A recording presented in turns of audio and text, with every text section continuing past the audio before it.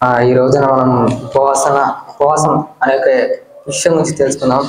ఉపవాసం అంటే ఏంటి, ఎలా చేయాలని గురించి మొదట మనం ప్రార్థించుకుందాం. మహాగణుడైన తండ్రి, పరిశుద్ధుడా, ప్రేమ కలిగిన దేవైన ప్రభా, ఈ యొక్క సమయంలో ప్రభా నీ నాకు యోగ శిక్షణ పడిస్తూ తెలియపరుచుకున్న ప్రభా, నీ యొక్క ప్రభా వాక్యం ఇక్కడ ప్రతి ఒక్కరికి అర్థమయ్యేలా మా ప్రభా నీ యొక్క జీవితాకం ప్రార్థిస్తున్న ప్రభా, నీ వాక్యం ప్రభావం ప్రభావ మనమని ప్రభా నీ ప్రభా నీ తెలియపరుస్తూ ప్రార్థిస్తాం ప్రభా. ఇక్కడ చెప్తున్న వాక్యం ప్రతి ఒక్కరు ఫలింపజేయబడిన ప్రభా నీ యొక్క జీవితాకం ప్రార్థిస్తానయ్యా.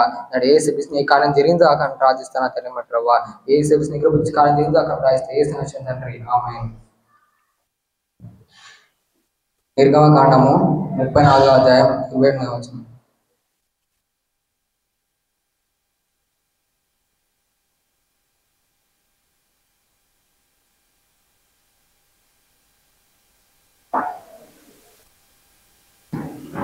నిర్గమకాండం 34వ అధ్యాయం 28వ వచనం.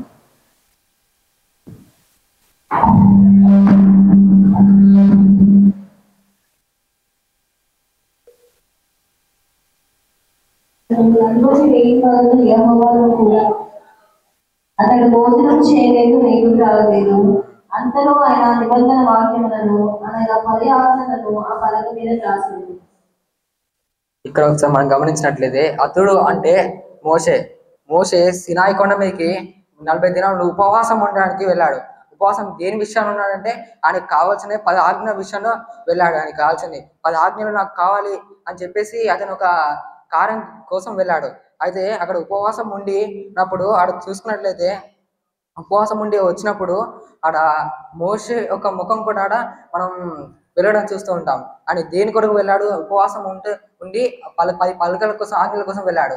దాంతో పాటు దేవుడిని కూడా కలుసుకున్నాడు. ఆడ దేవునితో ఆటాడ మోషే అక్కడ కనిపిస్తున్నాడు. మరి దేవుడితో పాటాడ మోషే దేవుడు ఇద్దరు కలిసి ఉన్నాడు ఆడ కొండ మీద.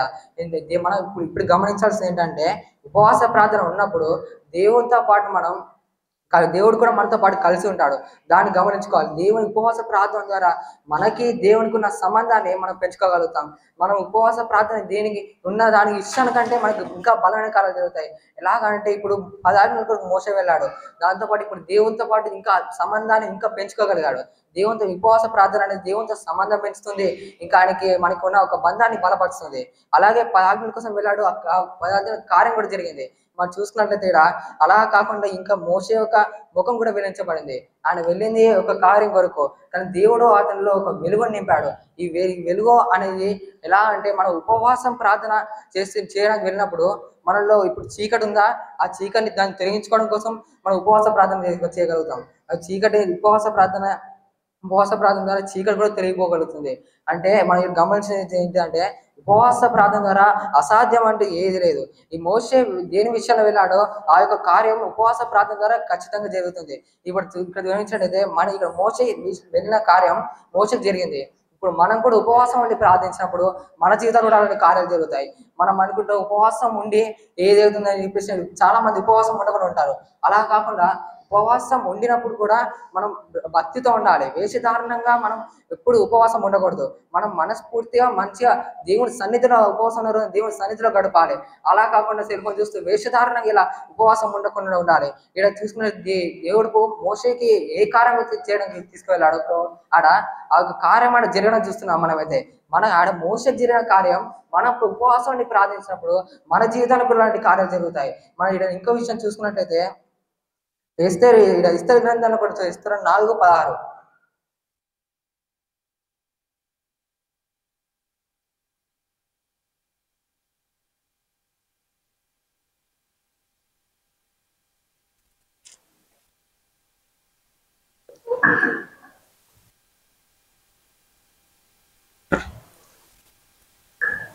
నీవు పోయి శూషాలకు కనబడిన యూదులందరినీ సమాజ మందిరములకు సమకూర్చి నా నిమిత్తము ఉపవాసం ఉంది 3 దినములు అంధకారంలో చేరుకుంటుంది. నేను నా పని గంటలను కూడా ఉపవాసం ఉందుము. ప్రవేశించుట న్యాయ వ్యతిరేకముగా ఉన్నాను. నేను రాజులకు ప్రవేశించుదును. నేను నశించేదను. ఇక్కడ మనం చూసుకున్నట్లయితే ఇక్కడ ఎస్తేరు దేని విషయంలో ఉపవాసం ఉంది, ఎందుకు ఉపవాసం ఉంది, ఆమె ఎందుకు ఉపవాసం అంటే ఆమె ఇప్పుడు రాజు ఒక ఆజ్ఞ తెచ్చాడు. ఏమని, యూదులందరూ చనిపోతారని చెప్పేసి ఒక ఆజ్ఞ తెచ్చాడు. ఆమె ఎస్తేరు ఒక రాణి, ఆమె ఇష్టమంటే బతకచ్చు, ఆమె ఎక్కడైనా బతకచ్చు. కానీ ఆమె మొదటి స్థితిని మర్చిపోలే. ఆడ ఒక మొదటి స్థితిని జ్ఞాపకం ఉంది కాబట్టి ఆమెతో పాటు వాళ్ళతో పాటు ఆమె కూడా ఉపవాసం ఉండి ప్రార్థించింది. ఆమె ఒక రాణి అనే విషయం ఆమెకు తెలిసినా కూడా వెళ్ళి ఆమె ఒక పాత స్థితి అనేది గుర్తుండిపోయింది కాబట్టి అది గుర్తుంచుకొని దాని విషయంలో కూడా ఉపవాసం ఉండి ప్రార్థించిందట. మనం గుర్తుంచుకోవాల్సింది ఏంటంటే మనం ఇప్పుడు ఈ స్థితిలో ఉన్నాం, కాకపోతే దాంతో ముందు మనం ఇంకా దారుణమైన స్థితిలో ఉండేదేమో. ఆ స్థితి జ్ఞాపకం తెచ్చుకొని మనం ఎప్పుడు ఉపవాసం ఉండి ప్రార్థించుకోవాలి. కనీసం వారంలో ఒక్కసారైనా కానీ ఉపవాసం ఉండాలి. అది మన జీవితంలో అలాగైతే గొప్ప కార్యం జరుగుతుంది. ఆడ రాజాజ్ఞని ఏం తెచ్చాడు? యూదులందరూ చనిపోవాలి అని తెచ్చాడు. అసలుకి అది రాజు ఒక ఆజ్ఞ తెచ్చాడంటే ఆ కాలంలో ఆ ఆజ్ఞను ఎవరు కొట్టివేయలేరు. కానీ ఇక్కడ ఎస్తేరు ఇంకా వాళ్ళు ఆడ ప్రార్థన చేసినప్పుడు ఉపవాసం ఉండి ఆ యొక్క రాజాజ్ఞ కూడా కొట్టివేయబడింది. అంటే అర్థం చేసుకోవాల్సింది ఏంటంటే ఇక్కడ ఉపవాస ప్రార్థన నుండి ప్రార్థించినప్పుడు ఆడ అసాధ్యం అంటే ఏది లేదు. మన దేవునికి సమస్తం సాధ్యమే. మనం అనుకుంటాం ఇది సాధ్యం కాదు సాధ్యం కాదు అనుకుంటాం, కానీ దేవునికి సమస్తం సాధ్యం. ఇప్పుడు నీకు ప్రార్థన వల్ల జరగకుండా ఉండొచ్చు, కానీ ఉపవాస ప్రార్థన నుండి ప్రార్థన చేసినప్పుడు మాత్రం ఆ కార్యాన్ని కష్టం జరుగుతుంది. అంత రాజాజ్ఞను కొట్టివేయగలిగిన అంత శక్తి గల ఉపవాస ప్రార్థన మనకి కావాల్సిన కొడుకు మన దేవుడు దయచేయగలడు. ఆ ఉపవాస ప్రార్థన మనం ఇప్పుడు కనీసం ఒక వారంలో ఒక్క రోజైనా కానీ మనం ఉపవాసం అంటే ప్రార్థించాలి. అలాగైతే మన జీవితంలో ఎన్నో కార్యాలు జరుగుతాయి. ఉపవాసం అనేది ఇప్పుడు వేషధారణ కూడా కొడుతుంది. మీకు చూపిస్తాను. మత్తయి 4:1-2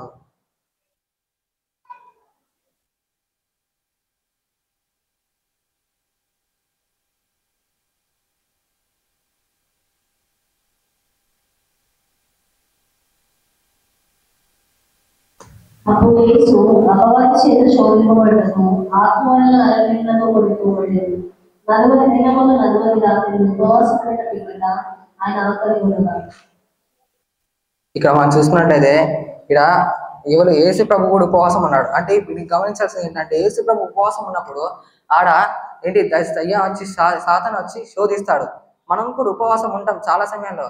ఉన్నప్పుడు ఏమవుతుందంటే ఆకలి అవ్వడం, నిద్ర రావడం ఇలాంటి శోధనలు ఎదురవుతూ ఉంటాయి. కానీ మనం ఆ శోధనని ఎదుర్కోవాలంటే ఆ యొక్క ప్రార్థనలో మనం ఏమని కోరుకోవాలంటే ప్రభువా నాకు శక్తినిమ్ము అని కోరుకుని ఉపవాసంలో ఇంకా కొనసాగాలి.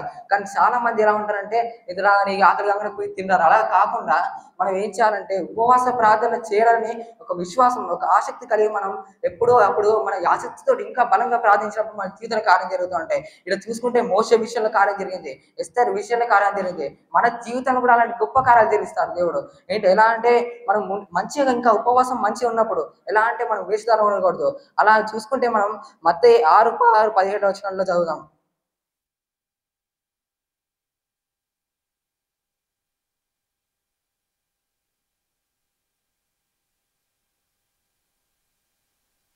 మీరు ఉపవాసం చేయనప్పుడు వేషధారణ వలె దుఃఖము లేనుండి తాము ఉపవాసము చేస్తున్నట్టు మనుషులకు కనబడవలని వారు తమ ముఖములను వికారం చేసుకుంటారు. వారు తమ ఫలము పొంది ఉన్నారని నిశ్చయముగా మీతో చెప్పుచున్నాను. ఉపవాసం చేస్తున్నట్టు మనుషులకు కనబడవలని కాక రహస్యమందున మీ తండ్రికే కనబడవలని. నీ ఉపవాసం చేయనప్పుడు నీ తల అంటుకొని నీ ముఖము కడుగుతున్నాను. అప్పుడు రహస్యమును చూస్తున్నది తండ్రిని ప్రతిఫలం ఇచ్చును. ఇక్కడ మనం చూసుకున్నట్లయితే దేవుడు ఏం చెప్తున్నాడు? ఉపవాసం ఉన్నప్పుడు వేషధారణ కాదు. మనం అనుకుంటాం ఇప్పుడు ఉపవాసం ఉన్నామంటే మనం ఏమైనా ఎలా ఉంటారంటే చాలా మంది నేను ఉపవాసం ఉన్నాను, ఇలా ఇంతసేపు ఉన్నాను అని చెప్పుకుంటారు. అది చెప్పుకుండా కాదు, మనం ఇంకా అలా అది ఒక వేషధారణ. అలా వేషధారణ ఇంకా చాలా మంది మనలో చాలా మంది అలాగే ఉంటున్నారు. అలా కాకుండా దాని కింద వచ్చాలు చూసుకున్నట్లయితే ఎలా ఇప్పుడు మనం మొదట ప్రార్థించినప్పుడు ఉపవాసం వేషధారణ ప్రార్థిస్తే మనకి కార్యం వచ్చిందని మనం అనుకుంటాం, కానీ మనకి రాదు. ఆ ప్రతిఫలం అనేది మనకు దొరకదు. కాబట్టి గుర్తుంచుకోండి, దాని కింద ఏమంటాల్సింది వేషధారణంగా ఉండకుండా ఎలా ప్రార్థించాలి? మనం ముఖం కడుక్కొని మంచిగా ఎవరికి తెలియకూడదు, మనకి మన తండ్రికి మధ్యలో రహస్యంగా ప్రార్థించుకోవాలి. అంతేకాని ఇలాంటి వేషధారణంగా చేసుకుంటూ మనం ఎప్పుడైతే ఉపవాసం ఉంటో మన జీవితంలో ఎప్పుడు అలాంటి కార్యాలు జరిగాయి. మనం ఏ కార్యం విషయంలో ప్రార్థిస్తున్నామో ఎలా ఉంటున్నామో ఆ కార్యాలు మన జీవితంలో ఫలింపబడాయి. అందుకే గుర్తుంచుకోవాల్సింది ఏంటంటే ఈ ఉపవాస ప్రార్థన ఎలా ఉండాలంటే మనకి మన తండ్రికి రహస్యమైన తండ్రికి మనం రహస్యంగా ప్రార్థించుకోవాలి. కానీ ఇతరులకు చెప్పుకొని ఉండడం వల్ల మనకి ఎటువంటి ప్రయోజనం రాదు, ఎటువంటి ప్రతిఫలం కూడా రాదు. మనం ఏం ఆశిస్తున్నామో, ఏ కార్యం జరగాలని కోరుకుంటున్నామో ఆ కార్యం మన జీవితంలో జరగదు. గుర్తుంచుకోండి, మనం ఎప్పుడైనా కానీ ప్రార్థించినప్పుడు మనకి మన దేవుడికి మాత్రం తెలవాలి. కానీ మన ఇతరులకు తెలవాలని చెప్పేసి అనుకుంటాం కదా, అది తప్పు విషయం. మనం ఇప్పుడు కానీ గుర్తుంచుకోండి, ప్రార్థన చేసుకోవాలి. ఎలా అంటే మొత్తం ఉపవాసం ఉన్నప్పుడు ఎలా ఉండాలంటే రోజు మొత్తంలో మనం ప్రార్థన వాక్యం ఇలా చదువుకుంటూ ఉండాలి. అంతే తప్పించి ఇతర వాళ్ళకి తెలవాలని చెప్పేసి చెప్పుకుంటూ మనం దాన్ని చెప్పాల్సిన అవసరం లేదు. మనకి మన దేవునికి తెలిస్తే చాలా విషయం. నేను ఒక కార్యం చెప్తాను వినండి. నా జీవితంలో కూడా నేను ఉపవాసం ఉన్నప్పుడు నాకు జరిగిన అనుభవం ఏంటంటే, మేము 4 years బ్యాక్ కరోనా వచ్చినప్పుడు మాకు కరోనా వచ్చింది. అప్పుడు మేము చెక్ చేసుకున్నప్పుడు మా డాడీ ఫస్ట్ చెక్ చేసుకున్నప్పుడు వచ్చింది. మేము కూడా వెళ్ళి చెక్ చేసుకున్నాం. దాని తర్వాత మాకు కూడా ఉంది అని చెప్పి తెలిసింది. దాంతో వాళ్ళు ఏం చెప్పారంటే, మీరు 14 days ఈ టాబ్లెట్స్ వాడండి, ఇలా ఉండండి, తర్వాత మంచి టెస్ట్ చేసుకోమని చెప్పారు. కానీ మేము అప్పుడు ఏం చేసామంటే, ఆ టాబ్లెట్స్ పక్క పెట్టి ఉపవాసం ఉండి మీకు కన్ని కాచి ప్రార్థన చేసాం. అప్పుడు 3 దినాలలో మాకు దేవుడు స్వస్థత చేశాడు. అంత గొప్ప కార్యం మా జీవితంలో కూడా చేశాడంటే ఉపవాస ప్రార్థన ద్వారా. ఉపవాస ప్రార్థన అనేది ఎంత శక్తివంతమైందో మన మాటలు చెప్పలేం కనుక, మనం ఉపవాసం ఉండి ప్రార్థన చేసినప్పుడు మనకు కావాల్సిన కార్యాలు, మనకి ఎటువంటి ప్రతిఫలం కావాలో ప్రతిఫలాలు దేవుడు ఖచ్చితంగా అనుగ్రహిస్తాడు. కాబట్టి మన ఉపవాస ప్రార్థన ద్వారా ప్రతి సాధ్యం మీరు ప్రార్థన చేసి పొందుకోలేనిది ఏదైతే ఉందో అది ఉపవాస ప్రార్థన ద్వారా పొందగలుగుతారు. అందుకే మీరు ఉపవాసం ఉండి ప్రార్థించి చూడాలి. కనీసం ఒక వారంలో ఒక్కరోజైనా ఉపవాసం ఉండాలి. అలా అయితే మీ జీవితంలో గొప్ప కార్యం జరుగుతూ ఉంటుంది.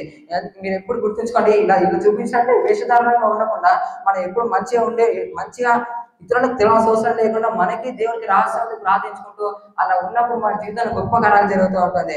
ఇలా ఇంకా దీర్ఘాయుష కాలంలో ఇంకా 9వ అధ్యాయం 12 నుంచి 14 వచనాలు చూసుకున్నట్లయితే,